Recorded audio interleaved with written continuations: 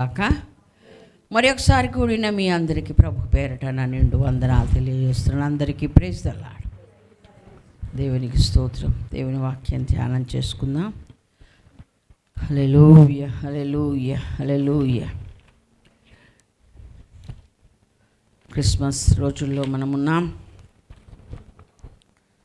అప్పటికి అందరికి చాలామంది ప్రీ క్రిస్మస్లు చేసేసుకున్నారు. నేను అక్కడక్కడ అంటూ ఉన్నా, ఏమని మన క్రిస్మస్ వాతావరణం చిన్నప్పుడైతే 20వ తారీఖు వచ్చాక వచ్చేది, ఇప్పుడు కానీ ముందే వచ్చేస్తుంది. దేవుని స్తోత్రం, హల్లెలూయా. అప్పుడు కాదు, ఎప్పుడు ఆ సత్యం మన మనసులో ఉంటే మనం ధన్యులం. దేవునికి స్తోత్రం, హల్లెలూయా. దేవుని స్తుతించడానికి, ఆయనకు స్తుతులు చెల్లించడానికి సీజన్ అవసరంలే, టైం అవసరంలే. దేవుని మహిమ కలుగును గాక. ఎప్పుడైనా ఎప్పుడు స్తుతించమన్నాడు కదా. ఎప్పుడు దేవుని స్తుతిమని లేదా బైబిల్లో? మరి చెప్పమంటే చెప్తాను, మీరు రూపాయల నుంచి రావట్లేదే. ఆయనున్న స్థలములో ఆర్భాటముతో యెహోవాకు స్తోత్రం అనే శబ్దం నాకు వినబడింది అంటాడు. దేవుని స్తోత్రం, హల్లెలూయా. కాబట్టి ఆ స్తుతి అనేది మన హృదయంలో పొంగిపోవాలి, ఉప్పొంగుతూ ఉండాలి. దేవునికి మహిమ కలుగునగాక, హల్లెలూయా. అసలు యేసుక్రీస్తు భూమి మీదకి రావాల్సిన అవసరం ఏంటి? ఆయన వచ్చినందుకే కదా క్రిస్మస్ చేసుకుంటున్నాము. ఈ సంగతి మీకు ఆల్రెడీ తెలిసిన, ఇంకా కొంతమంది ఎవరైనా తెలియని వారు ఉంటే ఒకవేళ మర్చిపోతే నోట్ చేసుకోవచ్చని ప్రభు నన్ను ప్రేరేపించగా ఈ రోజున మీతో కొన్ని విషయాలు మాట్లాడుతూ ఉన్నా. అసలు ఆయన ఎందుకు వచ్చాడు, వచ్చి ఏం తెచ్చాడు, ఏమి నేర్పించాడు, ఈ 3 మాటలు మనం తెలుసుకుందాం. దేవుని స్తోత్రం, హల్లెలూయా. ఓకేనా? ఈ టైటిల్ బాగోలేదు అని అంటుంది. సరే, మరి ఓల్డ్గా ఉంటే లేటెస్ట్ పెడుతూ కానీ. దేవుని స్తోత్రం, హల్లెలూయా. క్రిస్మస్ ఎందుకు మనకు అవసరం ఏంటి? క్రిస్మస్ అంటే ఏంది? Christ mass. ఆయన భూమి మీదకి వచ్చినందుకు ఆయన ఆరాధించేది, అంతే తప్ప అదేమీ కాదు. దేవుని స్తోత్రం, హల్లెలూయా. క్రీస్తుని ఆరాధించడం ఎలాగో, అసలు ఆయన ఎందుకు వచ్చాడు, రావాల్సిన అవసరం ఏంటి, రావాల్సిన అగత్యత ఏంటి, అది మనం తెలుసుకోవాలి. ఒకవేళ వస్తే ఆయన ఏం తెచ్చాడు? అమెరికా నుండి వస్తే, ఊరు నుండి వస్తే, సంతకెళ్ళి వస్తే చిన్నపిల్లలు కదా, మా మమ్మీ ఏం చేస్తుందో, మా నాన్నమ్మ ఏం చేద్దాం, మా తాత, అలాగే ఊరు నుండి వస్తే ఇంట్లో పెద్ద అందరు అంటారా లేదా, ఎదురు చూస్తారా లేదా? పరలోకం నుండి మన కోసం దిగొస్తే మరి ఆయన ఏం తెచ్చాడు, ఏం నేర్పాడు, మనం నేర్చుకుందాం. దేవునికి స్తోత్రం, హల్లెలూయా. ఎందుకు వచ్చాడు అంటే యోబు గ్రంథం 9వ అధ్యాయం 11వ వచనం ఒకసారి చదివి సహాయం చేయండి. అది చాలాసార్లు మనము నేర్చుకున్నదే, మరి ఒకసారి జ్ఞాపకం చేసుకోవాలని నేను అడుగుతూ ప్రేరేపించబడ్డాను, మిమ్మల్ని కోరుతున్నాను. చదువు తల్లి. ఇదిగో ఆయన నా సమీపంగా గడిచిపోవచ్చున్నాడు, కానీ నేను ఆయనను కనుగొనలేను. నా చేరువను పోవచ్చున్నాడు, కానీ ఆయన నాకు కనబడడు. చాలండి. దేవుడి వాక్యము ద్వారా మనందరితో మాట్లాడును గాక. ఆమేన్, హల్లెలూయా. ప్రభు అయిన మన దేవుడు ఆయన మన చేరువనే నడుస్తూ ఉన్నాడు, మన ప్రక్కనే సమీపంగానే వెళ్తున్నాడు. కానీ మనము దాన్ని గ్రహింపలేకపోతున్నాం. మనమంటే మనం కాదు, సర్వలోకం. వారందరి తరపున యోబు మాట్లాడుతున్నాడు, యోబు భక్తుడు మాట్లాడుతూ ఉన్నాడు. అలా అనుభవం అదే, నా అనుభవం అదే. ఏంటంటే ఆయన నా పక్క నుండే వెళ్తున్నాడు, కానీ నేను ఆయన్ను గ్రహించలేకపోతున్నాను. ఒక మనిషి వెళ్తుంటే ఇటు ఎవరో వెళ్ళారు అనిపిస్తుంది మనకు, కానీ ఇంకా అంతకంటే సమీపంగానే ఇప్పుడు మనం వాడుకున్నాగా చుట్టూ ఆయన ఆవరించే ఉన్నాడు, చుట్టూ తిరుగుతున్నాడు, మనతోనే ఉన్నాడు, మనలోనే ఉన్నాడు. కానీ మనకు నాకేం అయ్యలేదా, తీసేశారు. ఓకే, కాబట్టి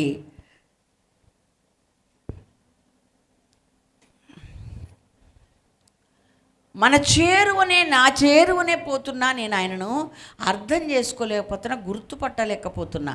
ఎందుకంటే ఎందుకు ఇలా రాశాడు, ఎందుకు ఇలా బాధపడుతున్నాడు అంటే ఆయన కావాలి నాకు.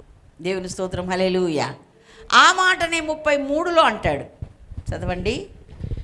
మా ఇద్దరి మధ్య చెయ్యి ఉంచదగిన మధ్యవర్తి మాకు లేడు. ఆయన ఉంటే బాగుండు.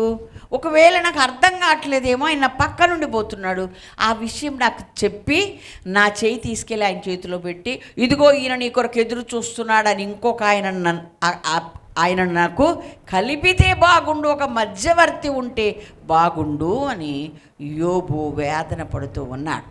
ఇంకా ఏమంటున్నాడు? 14:4 యోబు గ్రంథమే 14:4. పాప సహితునిలో నుండి పాపరహితుడు పుట్టగలిగిన ఎంత మేలు, అలాగున ఎవడునూ పుట్టనేరడు. చాలండి. నేనేమో పాప సహితుణ్ణి, దేవుడేమో పాపరహితుడు.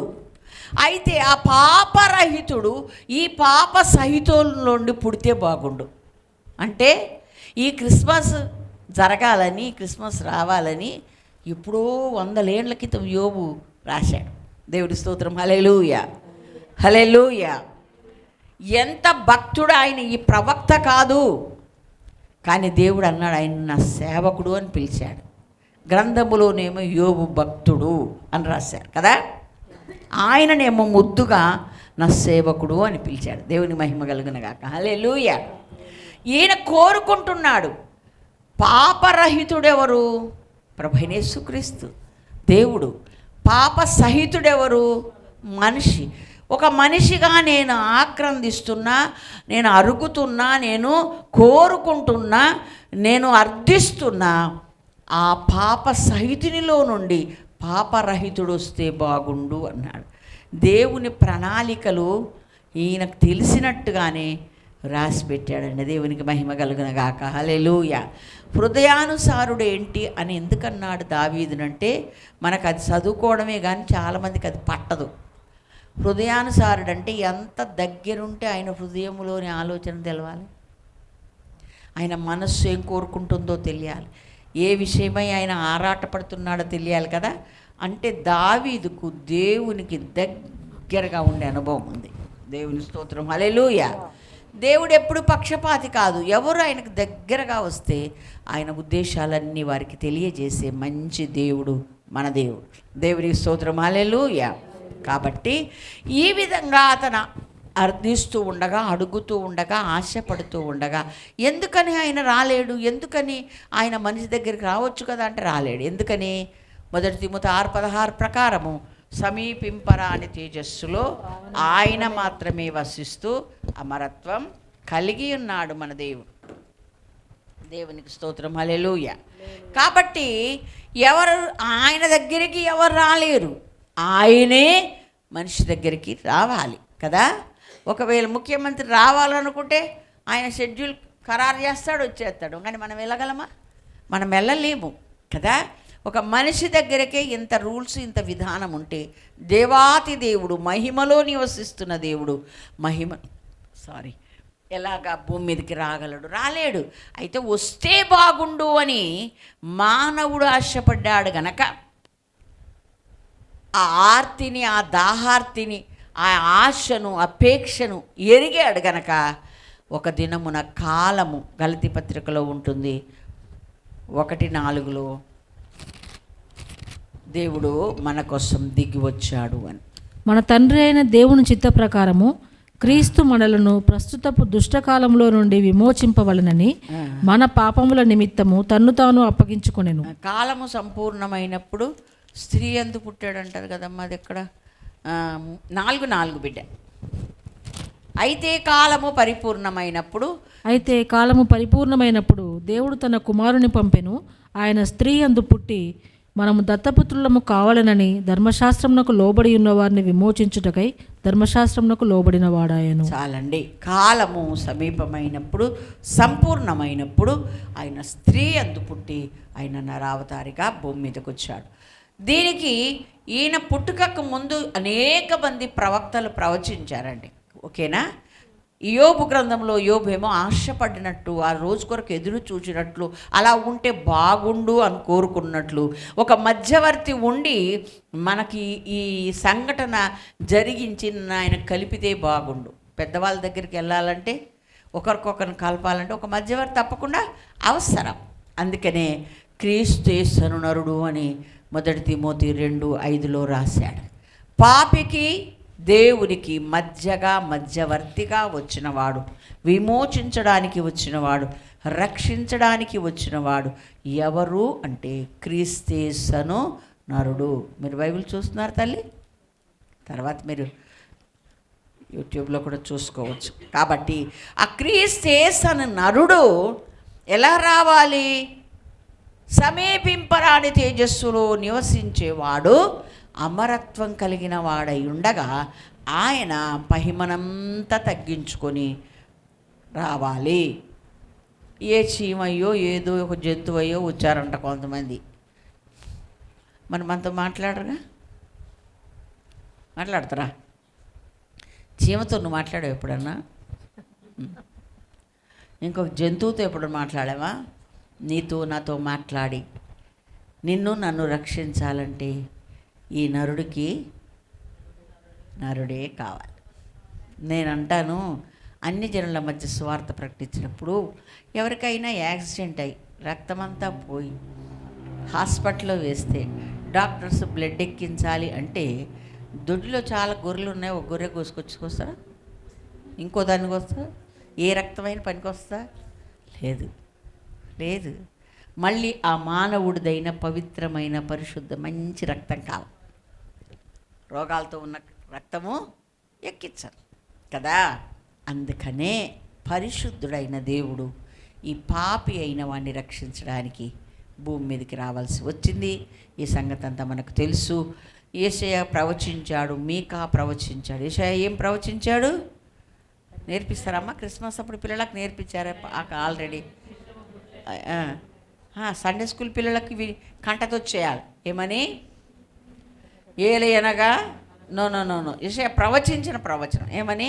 కన్యక గర్భవతి అయి కుమారుని కనును, అతను ఆయనకు ఇమ్మానుయేలు అని పేరు పెడతారు అన్నాడు. యేషయా ఏమని ప్రవచించాడు? ఇదిగో మనకు శిశువు పుట్టెను, ఏలయనగా మనకు శిశువు పుట్టెను, మనకు కుమారుడు అనుగ్రహించబడెను, ఆయన భుజముల మీద రాజ్యభారం ఉండును. ఆశ్చర్యకరుడు, ఆలోచనకర్త. మీరు ఎక్కడైనా ఇప్పుడు ఎక్కడ పడితే అక్కడే వాదించడానికి బయలుదేరారు. యెహోవాయే దేవుడనే యెహోవా సాక్షులు. ఓకే, వాళ్ళు ఆయన తప్ప ఇంకా దేవుడు లేడు, యేసుక్రీస్తు ప్రవక్త అని చెప్తారు. అప్పుడు మీరు ఈ వాక్యం చెప్పాలి. ఆయన శిశువుగా వచ్చాడు కానీ ఆయన శిశువు కాదు, ఆయన ఒక రాజ్యాన్ని పరిపాలించేవాడు. దేవునికి స్తోత్రం.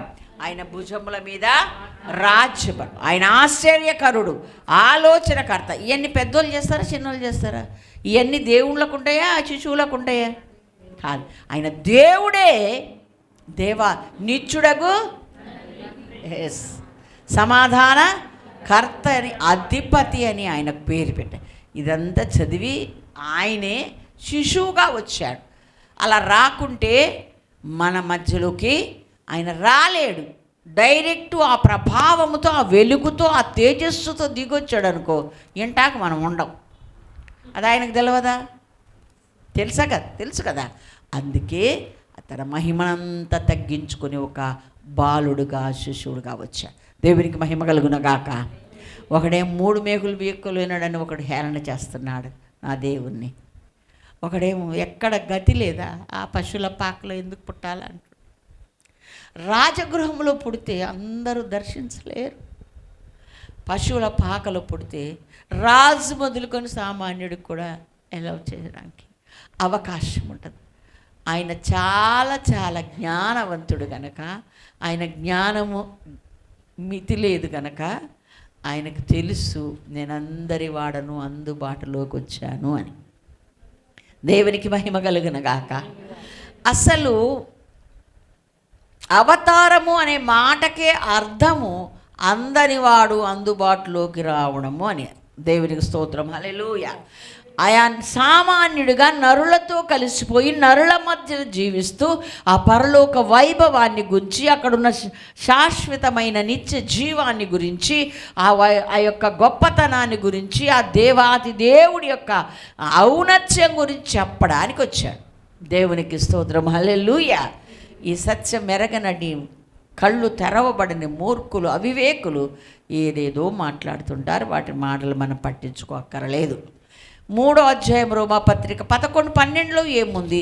నీతిమంతుడు లేడు, ఒక్కడైనను లేడు అని ఉంది. గ్రహించువాడెవడు లేడు, అందరూ త్రోవ తప్పి నశించిపోయారు అన్నాడు. ఆ జాబితాలో ఒకప్పుడు మనం ఉన్నాము. దేవుని మహాకృపను బట్టి మనల్ని దేవుడు రక్షించుకున్నాడు. దేవునికి స్తోత్రం, హల్లెలూయా.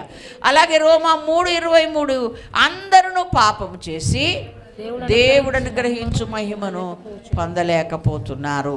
అలాగే దేవుని వాక్యం లూకా 19:10లో ఏం చెప్పాడు? నశించిన దానిని వెదకి రక్షించుటకు మనుష్య కుమారుడు భూమి మీదకి వచ్చాను. 1 తిమోతి పత్రిక 1:15 ఏం చెప్పాడు? పాపులను రక్షించుటకు క్రీస్తు యేసు లోకమునకు వచ్చాను. దేవునికి స్తోత్రం, హల్లెలూయా. తర్వాత 1 యోహాను 3:8లో ఏం చెప్పాడు?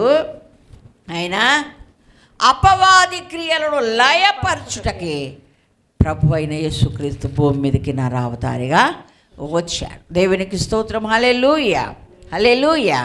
చివరిగా ఒక మాట చెప్దాం. ఎందుకు వచ్చాడు, ఆయన రావాల్సిన అవసరం ఏంటి అంటే, ఇవన్నీ నేను మీకు జ్ఞాపకం చేశాను. ఇవి గ్రంథంలో ఉన్నవి, మీరు రాసుకున్న తర్వాత ధ్యానించండి. లేక మరలా యూట్యూబ్లో అది ఉంటుంది కాబట్టి మీరు మరలా వినవచ్చు, ఎవరికైనా మీరు చెప్పవచ్చు. 18 యోహాను సువార్త 37-38లో ఎందుకు వచ్చాడో రాశాడు.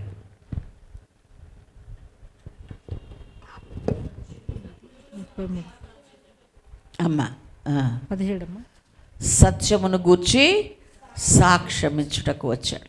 సత్యం అనగా ఏంటి? వాక్యమే సత్యం. దేవునికి స్తోత్రం, హల్లెలూయా. వాక్యమయ్యున్న దేవుడు తన ఏంటో, తన జీవితం ఏంటో, తను ఎవరో ఏంటో, తన గురించి, ఆ దేవుని గురించి చెప్పడానికి ఆయన భూమి మీదకి నరావతారిగా రావాల్సి వచ్చింది. చెప్పకపోతే, తన్ను తాను ప్రత్యక్షపరచుకోకపోతే, తన గురించి తాను చెప్పకపోతే మనకు తెలియదు.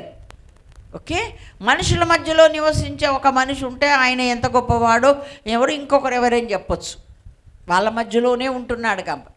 కానీ సమీపింపరాని తేజస్సులో నివసించే ఆయన గురించి ఆయన చెప్పుకుంటే తప్ప మనకు అర్థము కాదు, ఎవరు వెళ్ళి చెప్పడానికి వీలు లేదు. అందుకే తన మహిమను తగ్గించుకొని నరావతారిగా వచ్చాడు. ఊరికే తన గొప్పలు చెప్పుకోవడానికి రాలేదు, మనల్ని రక్షించడానికి వచ్చాడు. దేవునికి స్తోత్రం, హల్లెలూయా, హల్లెలూయా. అయితే తను రక్షించాలి అని అంటే ఆయన ఉన్న హోదా నుండి కొంచెం దిగాలి. దేవుని స్తోత్రం, హల్లెలూయా.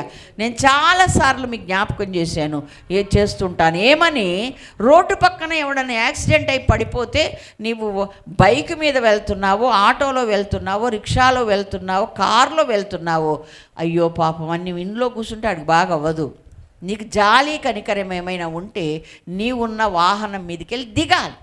దేవుని స్తోత్రం, హల్లెలూయా. అత్యున్నత సింహాసనం మీద కూర్చున్న ఆయన అక్కడే కూర్చొని, అయ్యో వీళ్ళు నశించిపోతున్నారు, త్రోవ తప్పిపోతున్నారు, పాపులైపోయారు, నరకపాత్రులు అయిపోయారని జాలి చూపిస్తే కుదరదు. దిగి రావాలి గనక, దిగి రావడం అంటే ఆయన మహిమను తగ్గించుకుంటే తప్ప కుదరదు గనక ఆయన నరుడై వచ్చాడు. దేవుని స్తోత్రం, హల్లెలూయా. అయితే రక్తమాంసములు ధరించుకుంటే తప్ప ఈ శరీరములో శిక్ష విధింపబడడానికి అవకాశము ఉండదు.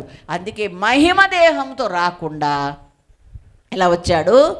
మానవ శరీరముతో దాల్చి ఆయన భూమి మీదకి వచ్చాడు. ఇవన్నీ మరలా జ్ఞాపకం చేసుకుంటున్నాం. ఎందుకంటే మనం మనస్సులో ముద్ర పడిపోవాలి, ఉండిపోవాలి, మనం ఇంకెవరికైనా చెప్పాలి. ఎందుకంటే ఈ కాలం చాలామంది భయంకరంగా దేవుని గురించి మాట్లాడుతూ, దేవుని గురించి వాదిస్తూ, దేవుని గురించి అవివేకమైన స్టేట్మెంట్స్ ఇస్తూ ఉండగా, మరి నీకు మనం గతంలో నేర్చుకున్నాం కదా, ఆయన రోషంగలవాడు కనుక మనం కూడా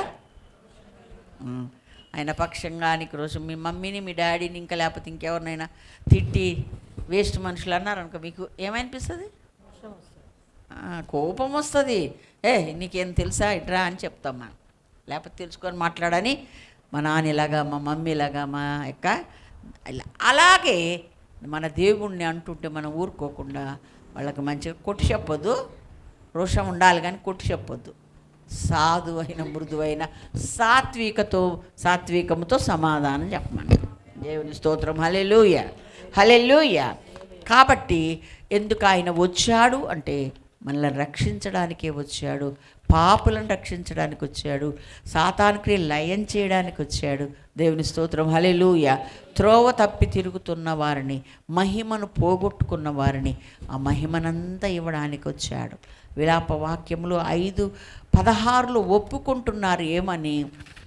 మా కిరీటము మా మీద నుండి పడిపోయెను, ఎందుకంటే మేము పాపం చేశాము అని. దేవుడు ఏం కిరీటం ఇచ్చాడండి మహిమలో ఉన్నప్పుడు మానవునికి? మహిమా ప్రభావములు. 8వ కీర్తన 5వ వచనం. దేవునికి స్తోత్రం. హల్లెలూయా. అమ్మా, విలాపములు 5:16 చదువు తల్లి. మా తల మీద నుండి కిరీటము పడిపోయెను, మేము పాపము చేసి ఉన్నాము, మాకు శ్రమ. ఓకే, తల మీద నుండి కిరీటం పడిపోయింది. ఏం కిరీటము అనంటే కీర్తనలు 8:5. దేవుని స్తోత్రం. హల్లెలూయా కదా. మహిమా ప్రభావములనే కిరీటం మనకు ధరింపజేశాడు. ఆ మహిమా ప్రభావాలని ఎవరికి ఉంటాయి? మన దేవునికే ఉంటాయండి. అవునా? అందరికి ఉంటాయా? దేవునికే ఉంటాయి. ఆ దేవునికి ఉన్న ఆ స్థాయిని మనకిచ్చాడు. ఎప్పుడు? పాపంలో ప్రవేశించక ముందు ఆదామును తన పోలికలో తన స్వభావంలో తన లక్ష్యం చేశాడా లేదా అంటే వాళ్ళకు అంత ఘనతనిస్తే వాళ్ళు చిన్న దాని దగ్గర ఘనతను పోగొట్టుకున్నారు. ఇక వంశమంతా అలాగే ప్రవక్తలతో చెప్తూనే ఉన్నాడు దేవుడు. ఎవరు వినిపించుకోలేదు, ఎవరు ఆయన వైపు తిరగలేదు. అయితే దీనికి పాప క్షమాపణ, ప్రాయచిత్తం ఎలాగవుతుందంటే బదులుగా మరణించాలి, అంతే తప్ప ఇంకొకలాగా కాదు. పాపమునకు జీతము మరణం. అయితే నీవు మరణించకూడదు, నేను మరణించకూడదని మన కొరకు ఆయన మరణించడానికి భూమి మీదకి వచ్చాడు. దేవునికి స్తోత్రం. హల్లెలూయా, హల్లెలూయా. ఆ సంగతి అన్యులైన వారికి, తెలియని వారికి, అవివేకులకు అర్థం కాదు. కాబట్టి కొంచెం సాత్వికమైన మనసుతో మనం చెప్పాలి. రెండవదిగా యేసు ప్రభు జననము ద్వారా ఆయనకు ముందు పనిచేసిన వారు ఎంతమందో మీకు తెలుసా? ఆయన వస్తాడని ప్రవక్తలు ప్రవచించారు. వచ్చేశాక, వస్తుండగా ఎవరు చెప్పారు? దూతలు ప్రకటించారు. తర్వాత వచ్చాక గొల్లలు ప్రకటించారు. దేవుని స్తోత్రం. హల్లెలూయా. తర్వాత జ్ఞానులు ప్రకటించారు. దేవునికి మహిమ కలుగును గాక. ఎంతమంది ఇన్వాల్వ్మెంట్ ఉంది ఆయన గురించి ప్రకటించడానికి. దేవునికి మహిమ కలుగును గాక. దూతలు, జ్ఞానులు ఏం నేర్పించారో మనం ఏం నేర్చుకోవాలి కొద్దిగా వాక్యంలో నుండి మనం చూద్దాం. దూతలైతే నేను చెప్తాను ఆరాధించడం నేర్పించారు. ఎందుకంటే నిత్యం వాళ్ళకి అదే పని. వాళ్ళొచ్చి చెప్పేది శుభవర్తమానం, నేను మీకు తెలియజేస్తున్నానని చెప్పారు. కానీ మనకు చేసి చూపించారు, ఇలా ఆరాధించాలి, దేవుని ఇలా గణపరచాలని.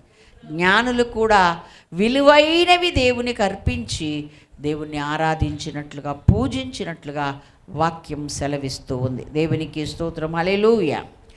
ఏమిచ్చింది క్రిస్మస్ అంటే? దూత ద్వారా దేవుడు చెప్పాడు. ఎవరితో? మరియమ్మతో చెప్పాడు. ఏమని? భయపడొద్దు అని. అభయం ఇచ్చాడు. దేవునికి మహిమ కలుగును గాక. ధైర్యాన్ని ఇచ్చాడు. దేవుని స్తోత్రం. హల్లెలూయా, హల్లెలూయా. ఇంకా రక్షణ ఇచ్చింది. లూకా సువార్త 2వ అధ్యాయం 10-11 చెప్పాడు కదండి. ఇదిగో. అయితే ఆ దూత, భయపడకుడి, ఇదిగో ప్రజలందరికీ కలుగబోవు మహా సంతోషకరమైన సువర్తమానము నేను మీకు తెలియచేయుచున్నాను. దావీదు పట్టణమందు నేడు రక్షకుడు మీ కొరకు పుట్టి ఉన్నాడు, ఈయన ప్రభువైన క్రీస్తు. దాని స్తోత్రం. హల్లెలూయా. దానికి ఇదే మీకు ఆనవాలని చెప్పాడు. అలాగే అదే దూత మరల గొల్లల దగ్గరికి వచ్చినప్పుడు భయపడకుడి అని వాళ్ళను, మరియమ్మ దగ్గర ఏ మాట, గొల్లల దగ్గర అదే మాట చెప్పారు కదా. మనకు రక్షణ ఇచ్చాడు, ధైర్యాన్ని ఇచ్చాడు, భయపడవద్దని చెప్పాడు, ధైర్యంగా ఉండమని చెప్పాడు. ఇలా చెప్తే ఈ ధైర్యము, ఈ భయపడవద్దు అని ఎప్పటిదాకా భయపడొద్దు మనం? అవును కదా, దేవుని వాక్యంలో ఉంది. 1:75 లూకాలోనే ఉంటుంది, చివరి భాగంలో ఉంటుంది. శత్రువుల చేతి నుండి, మనలను ద్వేషించే వారి చేతి నుండి మనలను విడిపించి జీవితకాలము నిర్భయలమై బ్రతుకుటకు. దేవుని స్తోత్రం, హల్లెలూయా. యేసు ప్రభు భూమి మీదకి వచ్చాడు అంటే అప్పటికప్పుడు చేసిన కార్యం కాదు. నువ్వు బ్రతుక్కాలానికి సరిపడ రక్షణ, బ్రతుక్కాలానికి సరిపడ ధైర్యం, బ్రతుక్కాలానికి సరిపడ సంతోషం, ఆనందం ఇచ్చేశాడు. మనం కోరి కష్టాలు తెచ్చుకొని ఎడుతా కూర్చుంటాం. ఏదైనా యేసు ఇచ్చింది తాత్కాలికం కాదు, అది జీవిత కాలానికి సరిపడింది. చదువు బిడ్డ 75వ వచనం చివరి భాగంలో. మనం శత్రువుల చేతి నుండి విడిపింపబడి మన జీవిత కాలమంతయు నిర్భయలమై ఆయన సన్నిధిని పరిశుద్ధముగాను నీతిగాను ఆయనను సేవింపను అనుగ్రహించుటకును ఈ రక్షణ కలుగచేసెను. దేవునికి స్తోత్రం, హల్లెలూయా. అలా ఆయన ఇస్తున్న వాటికి మనం ఏం చేయాలి అని అంటే, ఏం చేయాలి? పరిశుద్ధముగాను నీతిగాను బతకాలి. హల్లెలూయా. స్తుతి మహిమ పాడితే కుదరదండి, ఇలా బతుక్కుంటూ పాడాలి. దేవుని మహిమ కలుగునుగాక. అలా లేని వాళ్ళ స్తోత్రాలు నాకు అక్కర్లేదన్నాడు. యాకోబు స్తోత్రాలు అక్కర్లేదు ఆయనకు. ఇశ్రాయేలీయులు చేయు స్తుతుల మీద నేను ఆసీనుడై ఉంటానన్నా. ఆయన పరిశుద్ధుడు. అలా పరిశుద్ధంగా లేకుండా ఆయన ఎంత పొగిడినా ఎంత చూసినా అవతలకు పోవయ్యా అంటాడు. దేవుని స్తోత్రం, హల్లెలూయా. అంటే మనం పరిశుద్ధులంగా మారడం అంటే ఏంటంటే, ఆయన ఎందుకు వచ్చాడో, ఎందుకు భూమి మీదకి వచ్చాడో అది మనం అంగీకరించి మనం ఆయనను చేర్చుకున్నట్టు లెక్క. దేవునికి మహిమ కలుగునగాక. అయ్యా, నువ్వు నా కోసమే వచ్చావు, నన్ను చూసే వచ్చావు, నా బ్రతుకు చూసే వచ్చావు, కాబట్టి నువ్వు నాలోనికి రా తండ్రి అని మనం ఆయన ఆహ్వానించి ఆయన అంగీకరించాము, ఆయన విశ్వసించామనడానికి గుర్తది కదా. కాబట్టి ఇశ్రాయేలీయులు చేయి స్తోత్రాల మీద ఆసీనుడై ఉంటానని అందుకే చెప్పాడు. అయితే ఆయన జీవితకాలము నిర్భయులుగా బ్రతకడానికి, పరిశుద్ధంగా బ్రతకడానికి, నీతిగా బ్రతకడానికి ఈ రక్షణను మనకు అనుగ్రహించాడు. దేవునికి స్తోత్రం, హల్లెలూయా, హల్లెలూయా. కాబట్టి ఈ క్రిస్మస్ మనకి ఏమిచ్చింది అంటే ధైర్యాన్ని ఇచ్చింది, సంతోషాన్ని ఇచ్చింది, రక్షణ ఇచ్చింది, అభయాన్ని ఇచ్చింది. దేవునికి మహిమ కలుగునుగాక. ఆరాధించడం మనకు నేర్పించింది. అలాగే దూతలు ప్రకటించారు, గొల్లలు ప్రకటించారు. యేసును గురించి ప్రకటించడం మనకు నేర్పించింది. దేవునికి స్తోత్రం, హల్లెలూయా, హల్లెలూయా. అలాగే జ్ఞానులు ఎక్కడి నుండి ఎక్కడికి వచ్చారండి? తూర్పు దేశం నుండి పడమటి దేశానికి వచ్చారు. దగ్గరేనా అమృత? కొంతమంది చర్చి పక్కనున్న చర్చికి వెళ్ళొచ్చులే, అంత దూరం వెళ్తా. సాతానుగాడు ఇశ్రాయేల్ని ఏమన్నాడో తెలుసా బిడ్డ? ఐగుప్తులో నుండి వాళ్ళు మేము అరణ్యములోనికి వెళ్ళి మా దేవునికి మేము ఆరాధన చేసుకోవాలని అంటుంటే, అసలే వెళ్ళొద్దు అన్నోడు ఇక 2-3 టన్నులు తగిలాక ఏమన్నాడు? పోనీ వెళ్తే వెళ్ళారు కానీ దూరం పోవద్దు అన్నాడు. ఓకేనా? తర్వాత మొగోళ్ళే బొమ్మన్నాడు. తర్వాత అసలు ఏదేదో అంటుంటే నోరు మూసుకో, ఒక్క డెక్క కూడా విడవబడదు, మేము అందరం పోతామన్నారు. మీరు అలాగే పోతారు గుడికి? పిల్లల్ని వదిలిపెట్టిపోతారు కదా, పెద్దోళ్ళని వదిలిపెట్టిపోతారు కదా. ఒక ఆయన అన్నాడు, ఏంటి అయ్యా చర్చికి రాలేదండి? మా ఆవిడ వచ్చిందండి. మా ఆవిడ తింటే నీకు సరిపోయిందా? ఈ కడుపు నిండిందా? కొంతమంది ఏమంటారు, ఒకడు లేచాడు, మా నాన్నగారు ప్రార్థన వస్తే నాన్నగారు ఇలా చూసి యాకోబు రాలేదేంటి అన్నాడంటే, ఒకడు లేచి ఇదేంది నేను వచ్చిన మయ్య బదులు. మంచిగా 15 ఏళ్ళు ఉంటాయి ఆ పిల్లోడికి. లేచి నిలబడి చెప్తున్నా, ఒరే నువ్వు పోరా గుడికి, నేను నాకు రా అని అన్నాడేమో. ఇక ఇట పోవచ్చులే అనుకున్నాడు. ఈ పరలోకం కూడా వాడు అయ్య బదులు ఆడే వెళ్తాడు. సీరియస్గా తీసుకోవాలి. దేవుని స్తోత్రం, హల్లెలూయా, హల్లెలూయా కదా. దూరం పోవద్దు వద్దంటాడు. కానీ జ్ఞానులు వర్తమానం విని ఆయన ఆరాధించుటకు తూర్పు నుండి పడమరకు వచ్చేసారు. దేవునికి మహిమ కలుగును గాక. ఎవరు వాళ్ళని నడిపించింది? నక్షత్రం. దేవునికి స్తోత్రం. హల్లెలూయా. ఒక గొప్పవాడు ఉదయించినప్పుడు, ప్రపంచంలో జన్మించినప్పుడు నక్షత్రం ఉదయిస్తుంది అన్న ఆ యొక్క శాస్త్ర ప్రకారంగా వాళ్ళు దాన్ని గమనించి ఆ గొప్పవారిని దర్శించుకోవడానికి వచ్చారు, బయలుదేరారు. దేవుని స్తోత్రం. హల్లెలూయా. అయితే ఆయన వచ్చి పూజించారు. పూజించక ముందు వాళ్ళ తమ ఆలోచనతో తమ తెలివితో దారి తప్పారా లేదా? ఎడిపోయారు కదా. హేరోదు రాజు గృహానికి, రాజు అంటే ఇక్కడే పుడతాడు కామోస్ అనుకున్నారు. నక్షత్రాన్ని చూసుకుంటూ వచ్చినోడు మళ్ళీ ఎందుకు దారిపోయావు? పాస్టర్ గారిని చూసే వచ్చావు, మళ్ళీ ఎందుకు దారి తప్పుతున్నావు? ఈ చర్చి మంచిదని వచ్చావు, మళ్ళీ ఎందుకు దారి తప్పుతున్నావు? ఉపదేశం మంచిదని వచ్చావు, ఎందుకు దారి తప్పుతున్నావు? అలా దారి తప్పితే ఈ నక్షత్రం వేచి ఉందండి. మళ్ళా బయటకు వచ్చి ఎత్తుక్కొని, అయ్యో ఇక్కడ కాదట, యూదా బెత్లెహేములోనట, మనం అక్కడికి వెళ్ళాల్సి ఉంది, అయ్యో పొరపాటుకి ఇక్కడికి వెళ్ళాం అన్నారు. బయటికి వచ్చి మరలా ఆ నక్షత్రాన్ని చూసి అత్యానందభరితులయ్యారు. దేవుని స్తోత్రం. హల్లెలూయా. ఆ నక్షత్రం వాళ్ళని నడిపించింది. వీళ్ళేమో తూర్పు నుండి పడమరకు ప్రయాణం మొదలుపెట్టారు. మధ్యలో దారి తప్పినందుకు ఏం జరిగిందో తెలుసా అండి? ఎప్పుడు బయలుదేరారు మీరు? ఎప్పుడు చూశారు నక్షత్రాన్ని? అంటే పలానప్పుడు చూసాం, పలానా డేట్ చూసాం, 2022లో చూసామండి. ఇప్పుడు వచ్చామంటే ఎన్ని సంవత్సరాలమ్మా? 2 సంవత్సరాలు. అయితే ఈ 2 సంవత్సరాలు ఉన్న వాళ్ళందరినీ చంపేద్దాం, అందులో యేసుప్రభు కూడా చచ్చిపోతాడని వాడు ప్లాన్ వేసి చంపించాడు. వీళ్ళు దారి తప్పినందుకు, ఇంకో త్రోవకి వెళ్ళినందుకు అంతమంది చావు కారణమయ్యారు. మీరు దారి తప్పకండి, మీరు అనేకుల చావు కారణమవుతారు.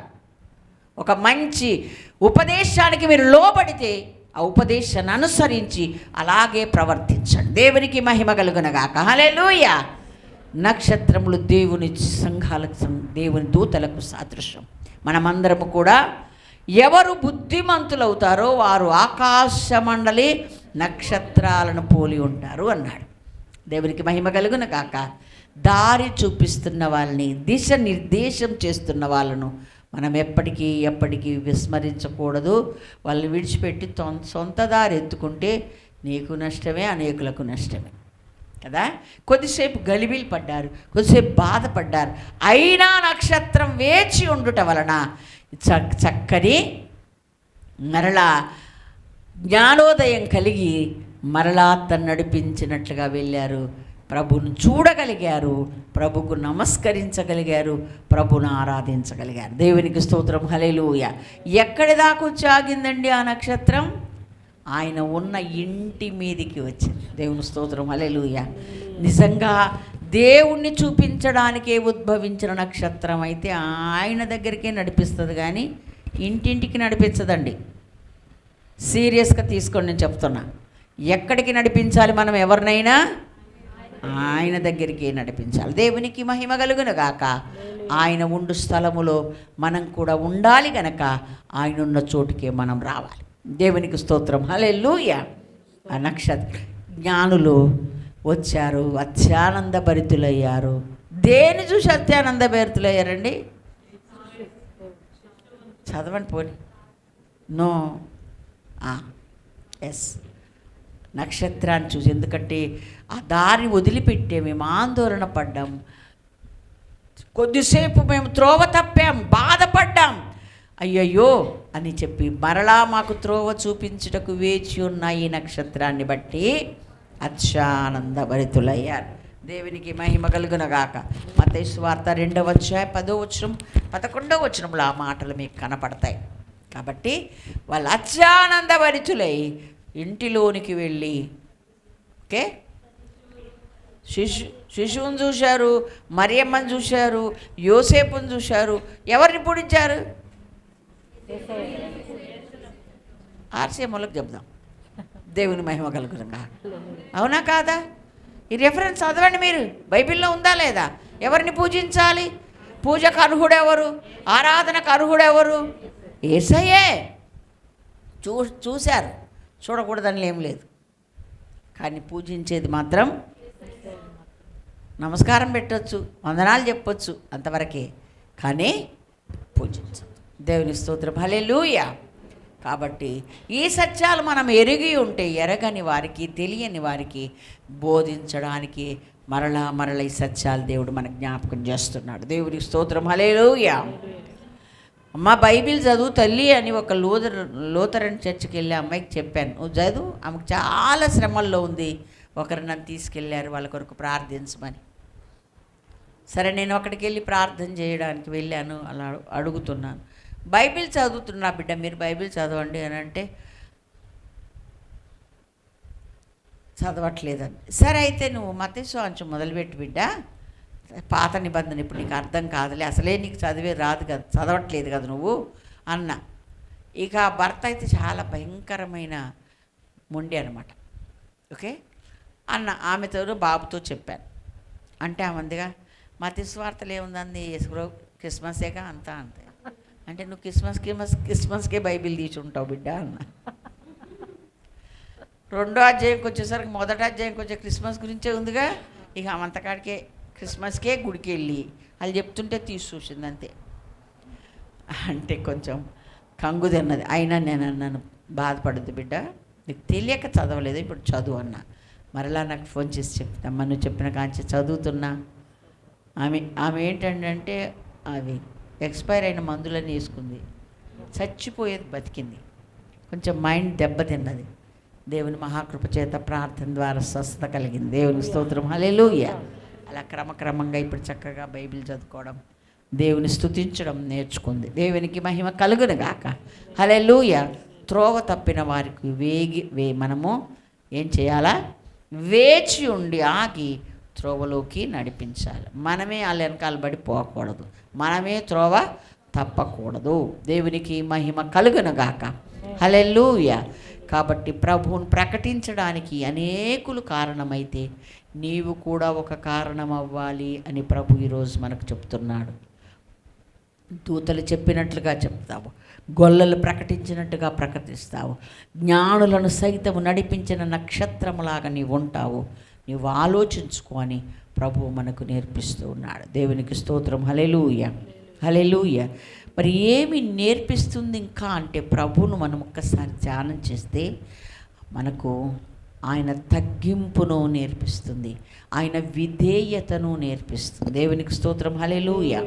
మహిమలో ఉన్న ఆయన మహిమనంతా తగ్గించుకొని నరుడుగా భూమి మీదకి వచ్చాడు. తండ్రి మాటకు విధేయుడై నరరూపిగా భూమి మీదకి వచ్చాడు. దేవునికి స్తోత్రం, హల్లెలూయా కదా. దేవుడు లోకమును ఎంతో ప్రేమించెను, యోహాను 3:16 కదా.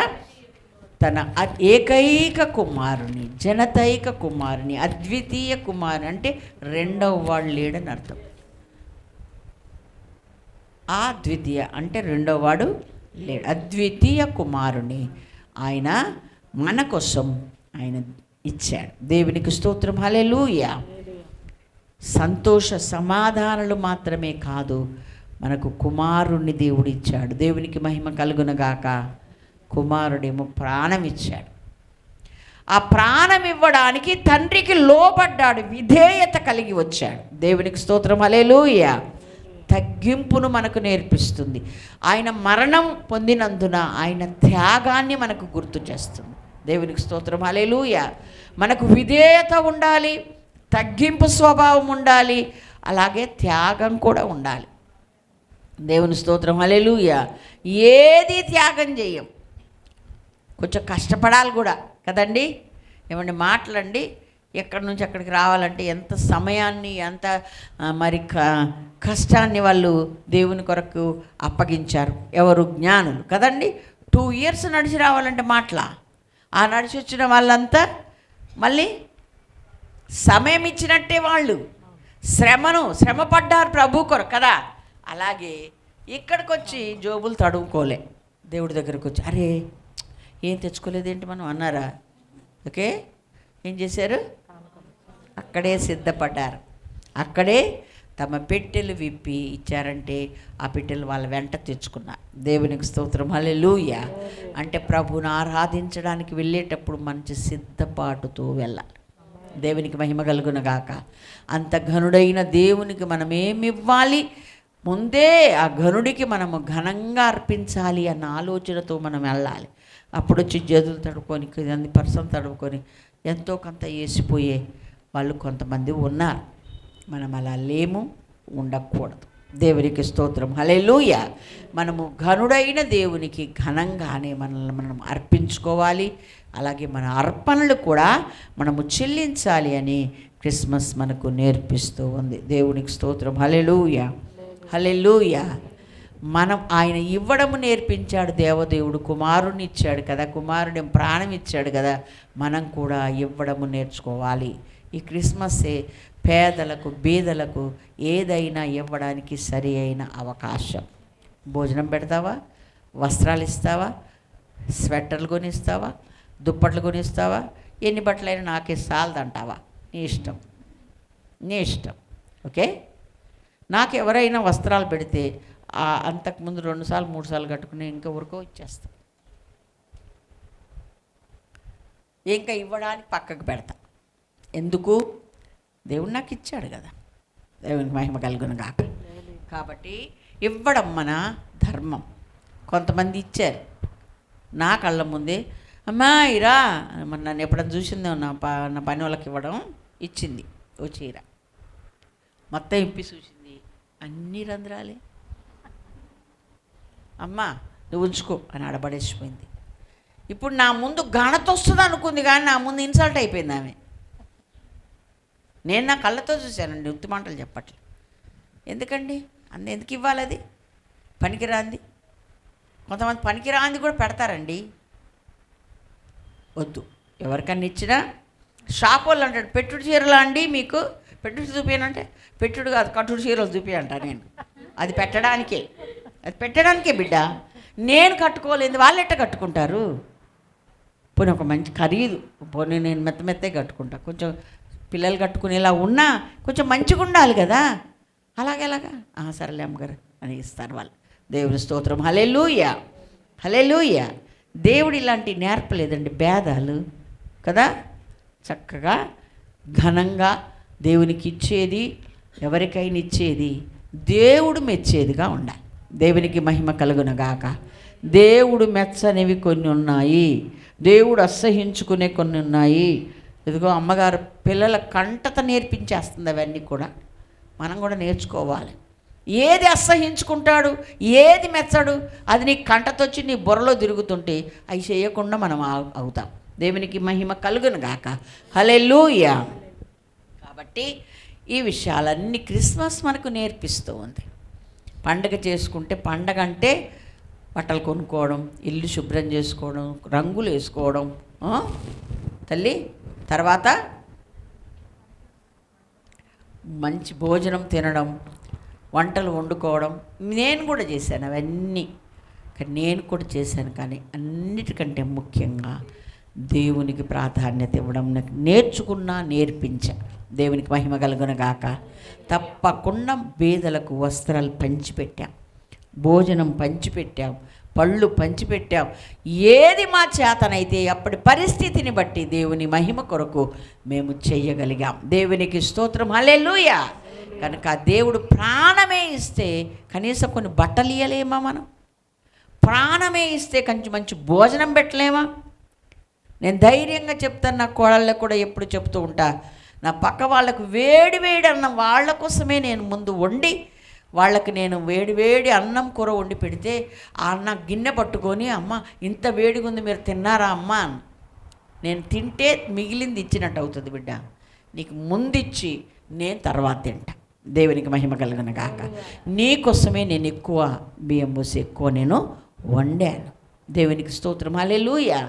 దేవుడు ఏం నేర్పించాడో శ్రేష్టమైనది, అన్నిటికంటే శ్రేష్ఠ అమూల్యమైన రక్తం అంటారు.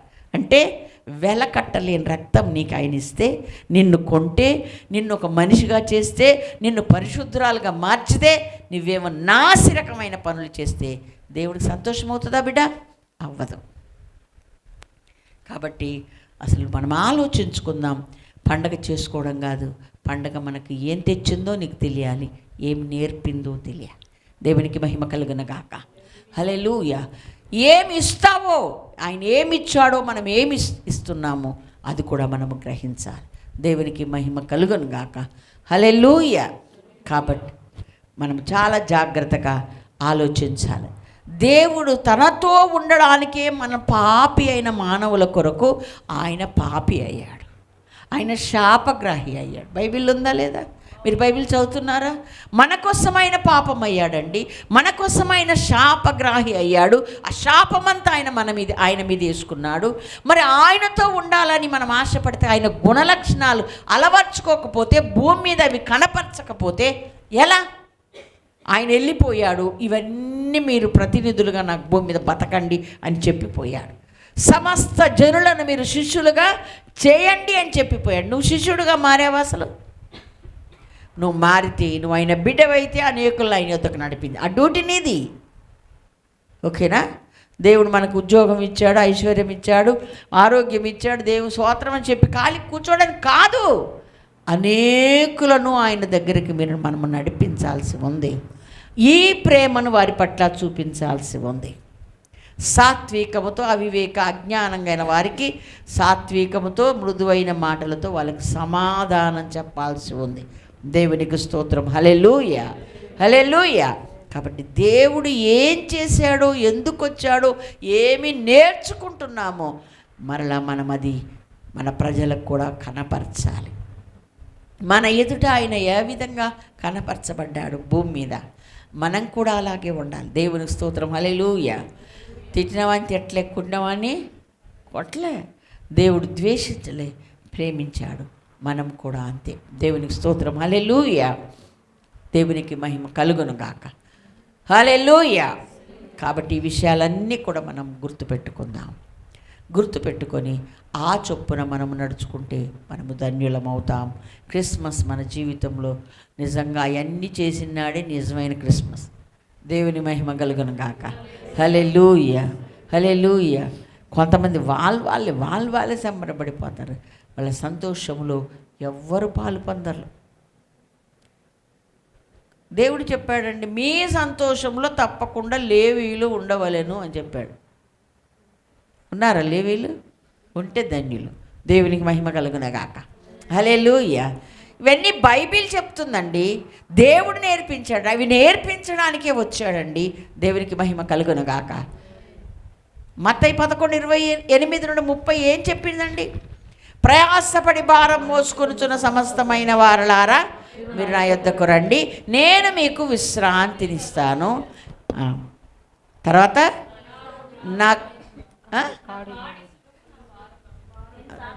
ముందు కాడి ఎత్తుకోకముందుకే సులువు అంటవేందే? ఎత్తుకున్నాక ఏమన్నాడండి? మీ మీద నా కాడి ఎత్తుకొని నా యొద్ద నేర్చుకొనుడి అన్నాడు. స్టీవెన్సన్ పాటలు ఎవరైనా పాడతారు? మీరు పాడరా? వచ్చా బిడ్డ? పాడు. మరి వచ్చినప్పుడల్లా ఒక పాట పాడు. ఎంత పాట పాడదు? నీ యొద్ద కూర్చుండి నేర్చుకున్నానని ఒక పాట ఉంటుంది. నేర్చుకొనుటకు నీ యొద్ద యేసు కూర్చుండి ఉందునయ్యా. దేవునికి మహిమ కలుగును గాక. హల్లెలూయా. కూర్చోకపోతే నేర్చుకోవడం కుదరదు. క్లాస్లో కూర్చుంటారా? నేర్పించడానికి కూర్చోవాలి, నేర్చుకోవడానికి కూర్చోవాలి. దేవునికి మహిమ కలుగును గాక.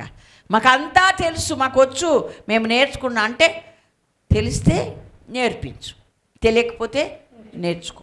దేవునికి మహిమ కలుగును గాక. హల్లెలూయా. కాబట్టి ఆయన పాదాల దగ్గరికి రమ్మన్నాడు. ఏమని? నా యొద్ద కూర్చుండి నేర్చుకోండి. అయితే మీకు భయం అవుతుందేమో, నా కాడి చాలా, అప్పుడు మీకు విశ్రాంతి కలుగును అన్నాడు. అది మర్చిపోవద్దు. అవునా? నాకు విశ్రాంతి కలుగు. దేవునికి స్తోత్రం. హల్లెలూయా. కాబట్టి ఆయన కాడి చాలా సులువు, ఆయన భారం తేలిక. భయపడొద్దు, ఆయన దగ్గరికి రండి, తెలుసుకోమని చెప్పాడు. మరి మనం నేర్చుకోవాలి కదా. ఆయనను గురించి నేర్చుకుంటే చాలా చాలా మంచిది. ఒక విషయం తెలిస్తే వేరండి, అవగాహన ఉంటే వేరు, దాని గురించిన జ్ఞానం నీకుంటే వేరు, ఆ విషయాలు నేర్చుకునేది వేరు. దేవునికి స్తోత్రం. హల్లెలూయా. కదా. కాబట్టి నేర్చుకుంటే మనం ఇతరులకు నేర్పించగలుగుతాం. దేవునికి ఎప్పుడు చెప్తా, నేర్చుకున్నవాడే ఇతరులకు నేర్పించగలుగుతాడు. అందుకే నా మట్టుకు నేను నిత్య విద్యార్థిని. నేను హాయిగా ఎవరు చెప్పినా మంచిగా కూర్చొని నేర్చుకుంటా. దేవుని స్తోత్రం, హల్లెలూయా. మాట్లాడేది దేవుడు గనక దేవుడు ఏ విషయాలు వాళ్ళ ద్వారా మాట్లాడతాడో అది నా జీవితానికి ఉపయోగించుకోవాలి గనక నేను తప్పకుండా కూర్చొని నేర్చుకుంటా. దేవునికి స్తోత్రం, హల్లెలూయా. కాబట్టి క్రిస్మస్ మనకి ఏం ఇచ్చిందో, ఏం తెచ్చిందో, ఏమి నేర్పిందో మనం గమనించాం, నేర్చుకున్నాం. మరి ఒక చిన్న మాట, మరియా యోసేపులు వాళ్ళొక గొప్ప త్యాగం చేశారు.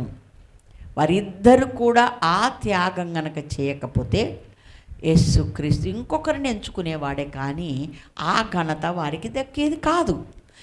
ఏమిటి నేనంటాను, ఒక్క ముక్కలో సమస్యను సమస్యగా కాక సమస్య వెనక ఉన్న దైవ ప్రణాళికను చూశారు వాళ్ళు. దేవునికి మహిమ కలుగును గాక. మనం కూడా ఏదైనా సమస్య వస్తే సమస్యను చూడొద్దు, సమస్య వెనక ఉన్న దైవ ప్రణాళికను చూద్దాం. దేవునికి స్తోత్రం, హల్లెలూయా. వారు ఇరువురు కూడా అదే చూశారు. లేకుంటే కన్య గర్భవతి అవ్వడానికి నీ మాట చొప్పున నాకు కలుగునుగా పలకడం అంటే ఒక్కసారి తన నిండా ఎన్ని ఆలోచనలు వచ్చినాయో. ఏది ఏమైనా ఆయన ఏదో బృహత్తరమైన పథకం ఉంది, ఏదో కార్యం ఉంది, గొప్ప కార్యం చేయబోతున్నాడు. ఆ ప్రవచనాలు నెరవేరడం నన్ను ఎంచుకున్నాడు, నేను ధన్యురాల్ని. అందుకే అన్నది కదమ్మా, నా ప్రాణము ప్రభువును గణపరుస్తుంది. మొదటి అధ్యాయం 46 నుండి 50 వరకు మేరమ్మ ఎంత కీర్తిస్తుందో దేవుని కదా. అప్పుడు మరియా ఇట్లా, నేను నా ప్రాణము ప్రభువును గణపరచుచున్నది, ఆయన తన దాసురాలి దీనస్థితిని కటాక్షించెను. నా ఆత్మ నా రక్షకుడైన దేవుని యందు ఆనందించెను.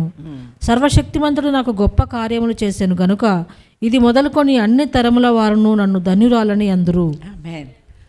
50వ వచనంలో ఆయనకు భయపడు వారి మీద ఆయన కనికరము తరతరములకుండును. అదే భయపడకు అని చెప్పాడు. కానీ నేను భయపడడం అంటే లోక నిందలకు భయపడకు అన్నాడు. నేను ఆయన మాటకు భయపడి స్వీకరించాను. ఇప్పుడు నా తరాలన్నీ కూడా ధన్యులవుతారు.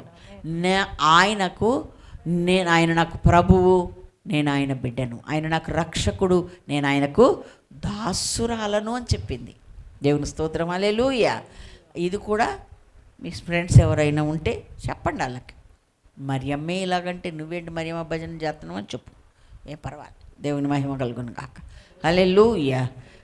మేమేం చేయట్లేదు అంటూనే వాళ్ళ ప్రార్థనలో మనకు స్పష్టంగా వినబడుతుంది, మరియమ్మ మా పక్షంగా దేవునితో మాట్లాడు అని. యోహాను సువార్త 2వ అధ్యాయం చదవలేదేమో, నాతో నీకేం పని, నా సమయం వచ్చినప్పుడు అన్నాడా లేదా? జప్పయ్య గారికి, జప్పి బాబుకు, లేకపోతే మాటినేకి చెప్పండి అంటే నేను మరియమ్మనయ్యా బాబు అంట. ఎస్, అవును. అలా చిన్నపిల్లల వాళ్ళు ఏది నిర్ణయించుకుంటే దేవుడు వాళ్ళతో ఏది చేయమంటే చెప్తాడు. నేను చెప్పినందుకు సరే నేను మరియమ్మనయ్యా బాబు, నేను చెప్పానంట, అవుతారు వాళ్ళు. కనుక మరియమ్మ ఆమె వచ్చి చెప్పింది. అయితే ఆమెకు కూడా తెలుసు, కానీ ఆ మాట చేరవేసింది అంతే. అన్నాడు, అమ్మా నా సమయం ఇంకా. ఇంగ్లీష్ బైబిల్ చదువుతారా మీరు? అమ్మడి దగ్గర ఉంది ఇంగ్లీష్ బైబిలేనా? అక్కడ ఏముందో చూడు. యోహాను సువార్త 2వ అధ్యాయం 2వ వచనం చదువు. 4వ వచనం అనుకుంటా, 4, 3. ఓ ఉమెన్ అని పిలిచాడు. కొన్ని వర్షన్లల్లా అలాగుంది. మరి ఇక్కడ ఏముంది అంటే ఏంది? అమ్మ అని పిలిచాడే. అంటే ఒక పాత్రవు నువ్వే. ఆమెకు తెలుసు, ఈయనకు తెలుసు. దేవునికి స్తోత్రం. భూమి మీదకి నేను రావడానికి వాడుకున్న ఒక పాత్ర మాత్రమే. నేను చెప్తాను, ముఖ్యమంత్రి హెలికాప్టర్లో వచ్చాడు. ఓకే, దండ ఎవరికి వేద్దామండి? దిగగానే దండ ఎవరికి వేస్తాం? హెలికాప్టర్కి వేయరా? అయ్యో అది లేకుంటే ఎలాగొస్తారండి అని తీసుకెళ్ళి దానికి వేస్తారు ఎవడన్నా? ఇంట్లోకి వచ్చాడు కలెక్టర్ గారు, దండ తీసుకెళ్ళి గుమ్మానికి వేయండి, వేస్తావా? ఈ గుమ్మమే లేకపోతే కలెక్టర్ మా ఇంట్లోకి ఎలాగొస్తాడు, దానికి వేద్దాం. ఇస్తామా? రావడానికి అనుకూలమైన ఒక సాధనం అంతే. దేవునికి మహిమ కలుగునగాక. ఇలా సులువుగా సాత్వికంతో మీరు చెప్పండి, అలా బుర్ర వెలుగుతుంది. వెలగపోయినా సరే ఇంకొకసారైనా వెలుగుద్ది. మీరు ప్రార్థన చేయండి. దేవునికి మహిమ కలుగునగాక. హల్లెలూయా. కాబట్టి వారిద్దరు కూడా రాబోతున్న మాటలు, అవమానాలు, నిందలు అన్నీ కూడా ఒక్కసారి మన మనసులోకి వచ్చాయి. అయినను నీ మాట చొప్పున నాకు కరుగునుగా కానీ పరిపూర్ణంగా లోబడింది. ఎందుకు లోబడగలిగింది అని అంటే దీని వెనుక ఉన్న దైవ ప్రణాళికకు తల ఒగ్గింది. తన సమస్యల కంటే ఎక్కువగా, తన అవమానం కంటే ఎక్కువగా దైవ ప్రణాళికకి వాళ్ళు ఎక్కువ విలువ ఇచ్చారు. దేవునికి స్తోత్రం. హల్లెలూయా. యోసేపును కూడా ఇరుగు పొరుగు అనవసరంగా ఏమంటే ఎంగేజ్మెంట్ చేసుకున్నావు, ఎందుకురా ఏంటి అనరా, అంటారని తెలియదా? కానీ దేవుడు మాట్లాడినప్పుడు ఏ మాత్రం భయపడకుండా చక్కగా తల ఒగ్గాను. నేను ఒకసారి చెప్పాను, ఎంగేజ్మెంట్ అయ్యాక ఎందుకు చూశాడు దేవుడు? మీకు ఎవరికైనా అవగాహన ఉందా? మరి మామూలుగా ఉన్నప్పుడే కన్యక గర్భవతి అయి కుమారుని కన్నంటే కన్యకగా ఉండక కూడా దర్శించవచ్చుగా. ఒక ఆయనకి ఎంగేజ్మెంట్ అయిందాక ఎందుకు ఆగాడు దేవుడు అంటే మనం అర్థం చేసుకోవాలి. ఈ విషయం మీకు ఇప్పుడు ఎందుకు చెప్పాలంటే, ఆయన ఏది చేసినా ఒక అర్థం ఉన్నది, ఆయన ప్రణాళిక ప్రత్యేకంగా ఉంటుంది అని మనం గ్రహించాలి. నాకు ఈ తిప్పలు ఎందుకు తెచ్చిపెట్టాడంటే ఒక ప్రణాళిక ఉంది. దేవుని స్తోత్రం. హల్లెలూయా. ఎందుకు అంటే ఇప్పుడు ఆమె గర్భం ధరిస్తే తల్లిదండ్రులు రాణిస్తారా అమ్మా? బంధువులు రాణిస్తారా? అన్నదమ్ములు ఊరుకుంటారా? ఎవరు ఊరుకోరు. అమ్మ ఒంటరి అయిపోద్ది. కానీ సంరక్షకుడు 9 months వరకు సంరక్షకులు ఉండాలి కదా. అందుకని ఎంగేజ్మెంట్ అవ్వనిచ్చాడు, దేవుడు కార్యం చేశాడు. ఇప్పుడు ఎవరు ఆయన సంరక్షించేది? యోసేపుకు అథారిటీ ఉంటుంది కదా కదా. అందాక ఇంకెవరైనా జాలి తెలిసి పాపం అని వచ్చారా? అటు తెచ్చాడే. అలా కుదురుతుందా? కుదరదు. అందుకని అధికారం ఉండి చేరువగా ఉండి చక్కగా చూడగలిగిన ఒక వ్యక్తి కావాలి. ఆ వ్యక్తి ఆమెకు ప్రదానం చేయబడిన వరకు చూసి దేవుడు ప్రదానం చేసిన తర్వాత ఆ మాట వాళ్ళకి చెప్పాడు. దేవునికి స్తోత్రం. మన పట్ల దేవుడు ఏది చేసినా ఒక ఉద్దేశంతో, ఒక ప్రణాళికతో చేస్తాడని మనం గ్రహించి ఈ సందర్భమే మనం తెలుసుకోవాలి. అప్పుడు ఎందుకు దర్శించాడు ఎలిజబెత్ జకర్యాలను? అప్పుడు ఎందుకు దర్శించాడంటే ఈయనకు మార్గం సరళం చేసి యెషయా ప్రవక్త ప్రవచించిన ప్రవచనం నెరవేరడానికి ఈయనకు ముందుగా ఒకరిని పుట్టించాలి కనుక వాళ్ళిద్దరిని దర్శించాడు. దేవునికి మహిమ కలుగునగాక. మరి ముందే వాళ్ళని దర్శించేసి అలా ప్రార్థన చేస్తూనే ఉన్నారు. నీ ప్రార్థన వినబడినది అన్నాడా లేదా జకర్యాతో? వాళ్ళు చేస్తూనే ఉన్నారు కానీ దేవుడు పాపం అని చెప్పి వాళ్ళు దర్శించాడు అనుకో, కుదరదు. ఈయనకు వచ్చే ముందు రావాలి, ఈయనకు బ్యాప్టిజం ఇవ్వాలి. ఈ సమాన వయస్కులే ఒక 6 నెలల ముందు ఎవరు పుట్టారు? బ్యాప్టిజం యోహాన్ పుట్టాడు. వీళ్ళిద్దరికి 6 నెలలు తేడా. ఈయనకు ముందు మార్గం సరళం చేస్తూ ప్రకటిస్తూ ఈయనను గూర్చి చెప్పుతూ ఆ తర్వాత ఈయనకే బ్యాప్టిజం ఇచ్చాడు. దేవునికి మహిమ కలుగునగాక. హల్లెలూయా. ఒక అద్భుతమైన కుమారునిగా దేవుడు వాళ్ళకిచ్చాడు. వాళ్ళ విషయంలో ఆయన ప్రణాళిక ఏంటంటే ఏదైనా ఆయనకు సాధ్యమే, అసాధ్యమైనది ఏదీ లేదని ఆ బహువృద్ధులు కురువృద్ధులైన వారికి కుమారునిచ్చి చూపించాడు. ఆ కుమారుడు కూడా మామూలుగా అందరిలాగా ఎదిగి చేయడానికి కాదు, ఒక దైవానికి ముందు నడుచువాడుగా ఉండాలి, దైవానికే బ్యాప్టిజం ఇచ్చేవాడుగా ఉండాలి. దేవునికి మహిమ కలుగును గాక. ఇవన్నీ కూడా ఆయన ప్రణాళికలో భాగాలు. కాబట్టి ఆయనను మనం ఆలోచించడం, ఎరగడం సాధ్యం. ఏదైనా చేస్తే తల ఒగ్గడమే మన డ్యూటీ. దేవా నీ చిత్తం నా ఎడల ఎలా ఉంటే అలా జరిగించయ్యా. నీవేదో ఒక ఉద్దేశము లేకుండా ఇది నువ్వు ఎలా చేయవు కాబట్టి నీకు మహిమ కలుగునుగా. కానీ పూర్తిగా తగ్గించుకొని ఆయనకు అప్పగించుకోవడం మనకు శ్రేయస్కరం. అలా అప్పగించుకున్న మరియమ్మ, అలా అప్పగించుకున్న యోసేపు, వాళ్ళందరూ ఇప్పుడు లోకమంతా ఘనులు అని పొగడడానికి అవకాశం కలిగింది కదండి. అలా లేకపోతే ఇంకొకరిని ఎంచుకుంటాడు దేవుడు. కానీ వీళ్ళక త్రోసివేయబడిన వారుగా ఇస్కరియోతు యూదా అలా ఉంటారు. ఇప్పుడు చెప్పుకోవట్లే ఆయన గురించి కూడా చెప్పుకుంటున్నారు. ఏమని? ద్రోహి కదా, అమ్ముకున్నోడు చెప్పుకుంటున్నారుగా. అట్లా కాకుండా మనము పొగడబడాలి, ఘనతకు కారణం అవ్వాలంటే ఆయన ప్రణాళికకు పూర్తిగా మనల్ని మనము అప్పగించుకుంది. అట్టి కృప దేవుడు మనందరికి అనుగ్రహించును గాక. దేవుడి మాటలు దీవించును గాక. ప్రార్థన చేసుకో.